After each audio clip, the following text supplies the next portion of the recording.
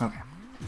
Hey YouTube, I'm back again with another one of these creators analysis videos, this time for Deep Jank 9.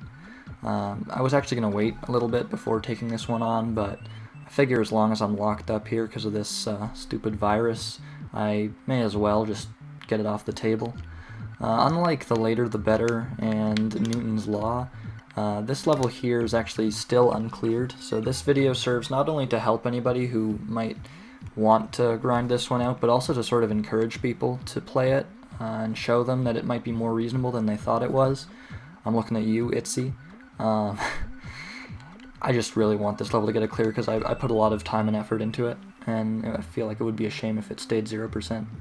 So yeah, let's dive right into it.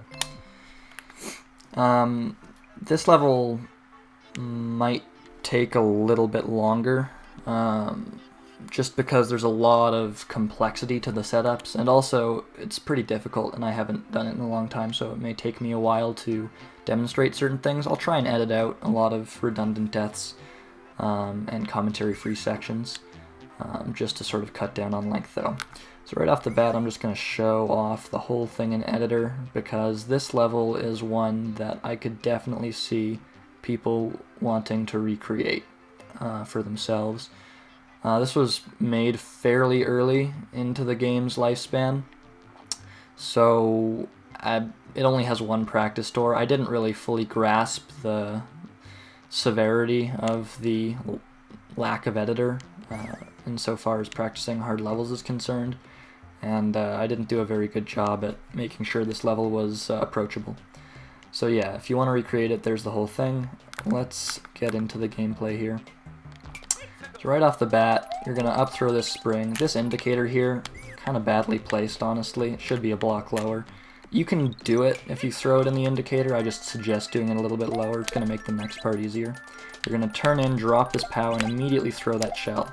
And then you're going to throw the POW like that, throw the shell like that, land on the shell like that, throw the spring, drop the POW. Ah, I missed. Okay. So let's go over what I just did there. I threw this shell as soon as possible. Low gravity shell jumps, it really varies depending on your momentum and your distance from the wall, but this one is set up so you can throw it basically right away and you should always land on it. Then I threw the POW under the spring. Here, I'm going to try and show that again, and I'm going to try and actually fail it this time to show what usually goes wrong with this part, because it can be a little bit finicky. The thing you have to understand is that when you throw a POW, even if it looks mostly straight, it's got a slight arc to it. So like right there, see what happened there was it caught the spring on the way up, but then it started going down too soon on its arc, and the spring got lost when the POW started moving down. So you want to throw that POW as late as possible under the spring so that it's still moving up, because that's what's going to carry the spring with it. And that's also the reason why you want to throw this spring earlier, so that the spring starts falling sooner. It's going to make the timing on this POW a little bit more lenient. So yeah, keep in mind, try and throw that POW as late as possible while still getting it under the spring. It's just gonna help to line everything up a lot better. Like that. Here, you're gonna throw that. I threw it too early there. So this can be a little bit tricky. You have to throw this shell. It's gonna bounce off the spring here, off this wall, off this wall, off this wall, and you're gonna land on it down here. So there are quite a few different variables here. The first is obviously where you throw the shell relative to the spring, like what distance away from the spring you are, when you throw the shell relative to the height of your jump, where the spring is here, and then how soon you cut in here. So here's what you want to have happen. You want this spring to be fairly low down. You want to throw this shell fairly high up, like if you were playing a regular level, not low gravity, this would be the kind of timing where you throw the shell against the wall and then instead of getting a shell jump it hits you and kills you, or you take damage, depending on your power-up status. That's the kind of timing you want. The spring you want it to be about here, and you want to be pretty much the indicator spot on here, about this distance from the wall. If all those things happen in that order, then you're going to sort of drift more or less straight down for about 3 tiles, and then you're going to cut hard in. And you should line up with the shell. You should be able to tell as well. You can do slight adjustments Like if it looks like you're going to be a little bit too, or if the shell's going to be a little bit too high, you can do a little turn back and catch it a bit lower down. That will make this next section a little bit harder, but not impossible, so keep that in mind. It is possible to adjust, and that's one of the nice things about having this in night sky theme. Just, you have a lot of time to make those micro adjustments. So this should be good. Yeah. And I'm going to drop this right. Oh, I dropped it too late. You want to drop it right on the indicator, and it's going to push that muncher up, and it's going to trigger the on-off switch. And also put POW in position for you to throw a shell into it. Well, that was wonky. That should not have worked, but it did. So we're going to drop that, throw that POW. So that time I dropped too late, and the POW was still moving up. When POWs are in the air in this game, they don't have regular collision, like shells will go right through them, or in this case it'll sort of bonk it out of place, it'll just displace it instead of colliding. So what needs to happen here is the POW needs to be on this cloud before it can be triggered by the shell. So it's going to push this up, it's going to blow up, and it's going to fall down. You're going to throw the shell into it. Now it's not going to hit it on the way there. The POW is always going to be still in the air at that point, but what you want to have happen is in between the time when the shell reaches the POW on the way there and the time it bounces off this wall, the POW should touch the ground, and then it's going to hit the POW on the way back. And then after that, you're just going to commit to holding forward and bonking this shell. I will try and demonstrate here, but there's also a practice setup for this that I will be making use of. This should be good. Yeah. Throw, drop. Perfect. Oh, I threw too early, but that would have lined up. So the next thing, I'm going to demonstrate this next section with a practice setup so I don't have to do the beginning every time, because this is also probably the most difficult section, this next coming one. And it's the one that's given anybody who's attempted this level the most trouble as well, because they've had serious issues getting this shell to line up when you bounce on it down here, and also I believe this shell here to line up when you bounce on it over here. So I'm going to show what I do to make this section work. Because I think it's probably just a difference of playstyle, because I get this section almost every time, whereas, actually, I need one more. Certain people basically get it 1 in a million. So, after throwing this POW, you're going to commit hard, drop, throw, throw, throw, just basic Y spam. You're going to swing out pretty far here to land back on this bomb. That's just going to set your momentum up right for this slope, this bomb landing. And also going to line up the timing for the P-switch up throw a bit better. So yeah, commit, drop, throw, throw, throw, swing out, back in, up throw. Then here you're going to sort of turn back and drop it so it lands on that cloud, up throw, and immediately throw the spring. This should be good. Drop. Oh, I missed the bonk, but you'll notice I did land on the shell there. And I threw that one a bit too late. But what would have happened if I'd hit the shell when I dropped it here is it would have bounced off the spring and gone on an arc. It would have bounced off this muncher, bounced off the spring a second time, and then gone up here. And that's what we needed to have happen. So I'm going to try and demonstrate that. I may cut out some redundant attempts here if this takes me a little bit. We'll be back in a sec.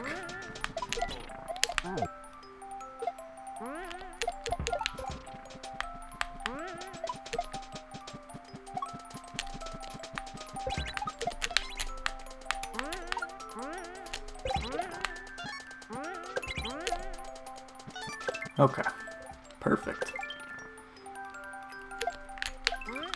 So let's watch that back here. I'm going to take a clip of what just happened so we can go back over that in detail. You're going to notice a few things here.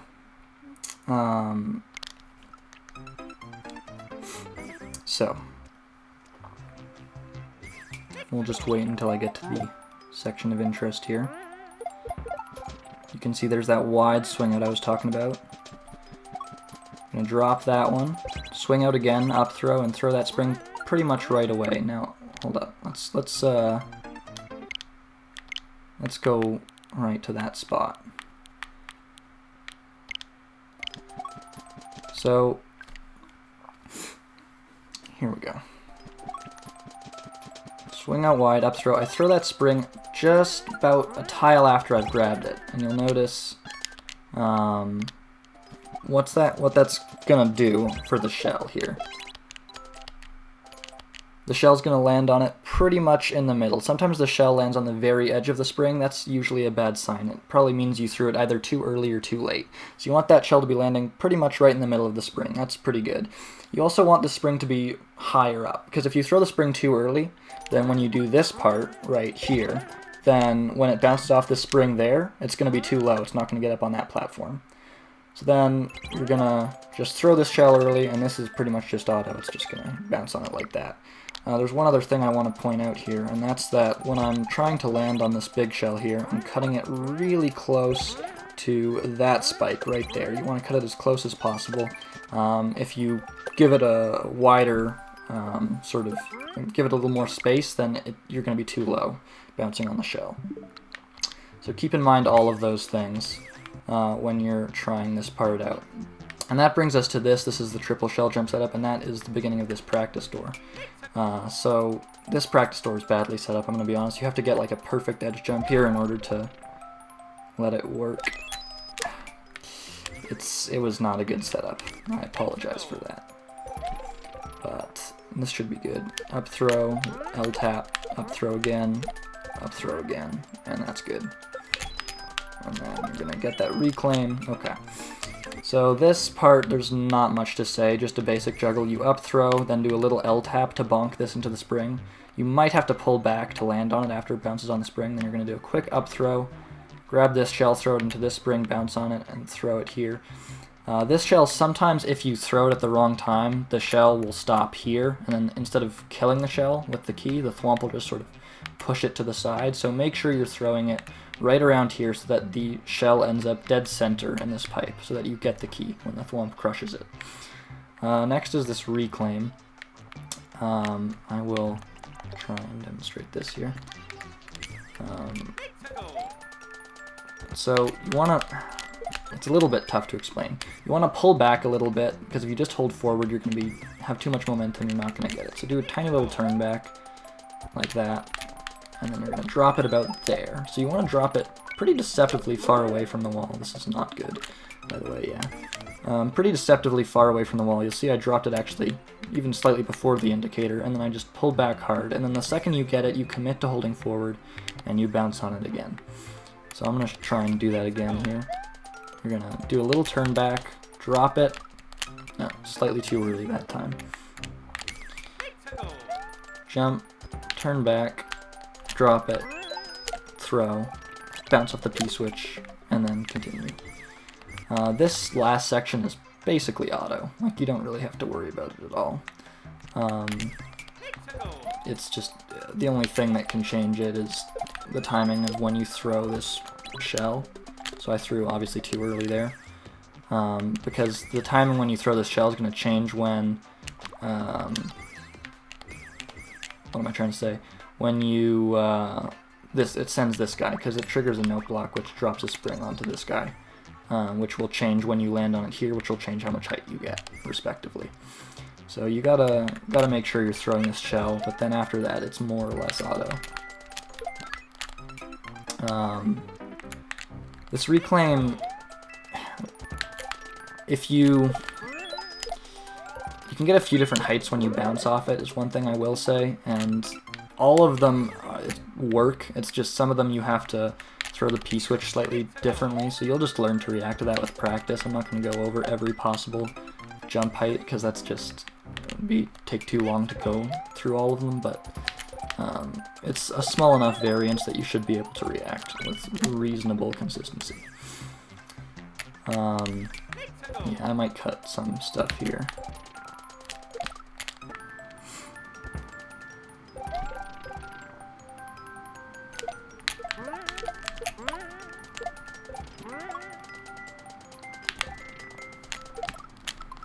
You notice there, that was what I was talking about with the thwomp pushing the beetle to the side.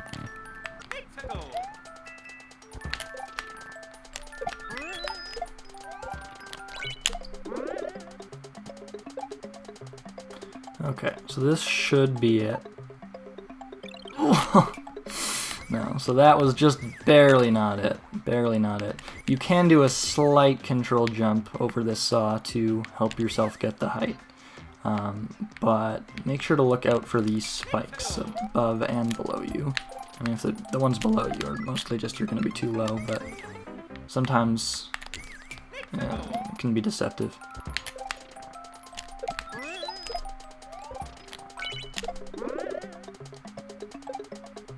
This should be good. Just barely again. So you see, slightly precise to get the height here.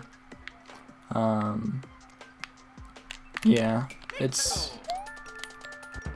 If you do a max height jump and then don't float, like if you drop, try and demonstrate here. I'm dropping. Oh. See, that actually makes a huge difference. So you can adjust in midair quite a bit. Similar to SMW ROM hacks, if any of you have played that game. The regrabs in Night Sky really make a very noticeable difference.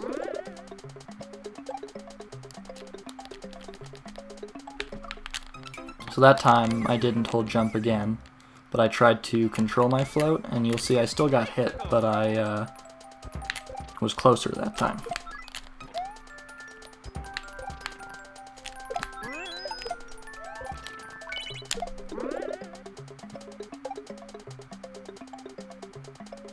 This looks good. Yeah, that's what you want. Okay. So yeah, that's Deep Jank 9, more or less. If you have any extra questions, feel free to let me know in the comments. Or if you have another level of mine that you would like to see analyzed. But just bullet points for this level, because this one has a lot to take in. The main difficulty comes from this segment right here. You want to swing out as wide as you can here, up throw this as quickly as you can, throw this about a block to 2 blocks after or above the cloud, so that the shell lands squarely in the middle of the spring here. You want to have the spring high up, so that when the small shell bounces here and then again off the spring to get up here, it actually has the height. If it's too low, it means you threw the spring too early. You want to cut as close to this spike as possible without hitting it to get this bounce. Throw this early, and the rest is history. So yeah, thanks everybody again for watching. I will see you again in either the next video like this, which will probably be for Saharan Chinook, or just the next clear video that is up on the channel.